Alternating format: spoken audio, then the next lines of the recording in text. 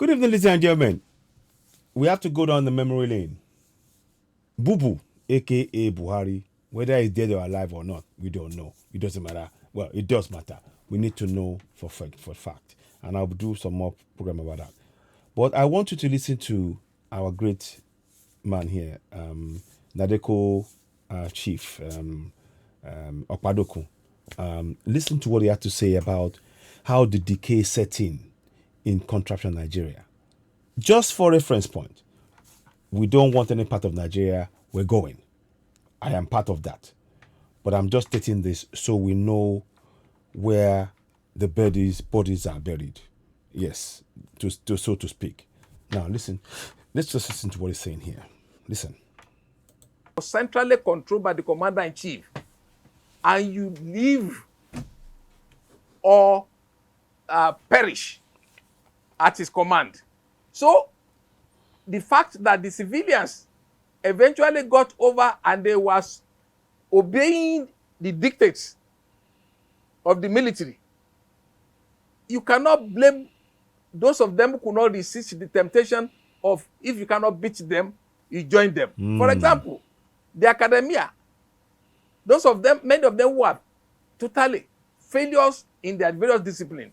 They quickly joined the military. They were writing stories that will endear them to the military. And because people like that, again, were made members of different committees and the likes, and they become stinkingly rich in the process. But they lost their value. They lost their relevance. See? Traditional rulers Useless who jump money. on the go. trail to utilize them. They use them at the moment when it suited the military.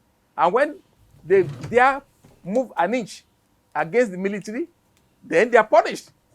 You remember what Buhari did to the M of Kano, Ado Bayero, and Sijuwade?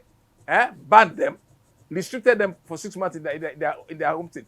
And then for the public servants who collaborated, they did so because they, that was once upon a time, that was what they called the general orders. But just before Murtala staged his coup against Gawan, he had a problem as the federal commissioner for telecommunication. They wanted to award a contract, telephone contract. Listen. And he was the minister in charge of communication. Buhari again. And when Bubu tenders were submitted, the technical committee that should open that contract and treated it did their job. But it was under a very distinguished professional, Engineer Oladele. And they recommended 3. But the first they recommended was not the choice of Murtala Mohammed. And he went to go, the then the national chairman of the Public Service Commission, Alhaji Sule Katagum, who told him that it was impossible for him to sack Engineer Akedele, that what should happen is that he should issue him a query. And that query should not be submitted to the Public Service Commission, and then they would treat the matter. He was very angry that a bloody civilian could not accede to his request. He went to Gawan, and Gawan told him the same thing, that he was not even, Gawan, the head of state, had no control. He could not just go ahead now to go and sack any senior public servant, particularly even a director. He was angry. But you remember that as soon as he took over, in his first national so-called World Press Conference, he disbanded that committee, sacked all of them, Alhaji Sule Katagum and the rest. And Akindele was one of the people he first of all sacked. And that was what really brought corruption into the Nigeria Public Service. Because people now saw it, that what they thought was a general order, that they had a permanent job, was no more permanent. So from that day, nobody ever won a contract from Nigeria government any longer without having collaborated with the civil service, the servants, the middle cadres, and the upper layer. That was what has happened. So if you are accounting on the basis of the fact that civilians collaborated with them, it was because they have to do so in order for them to survive.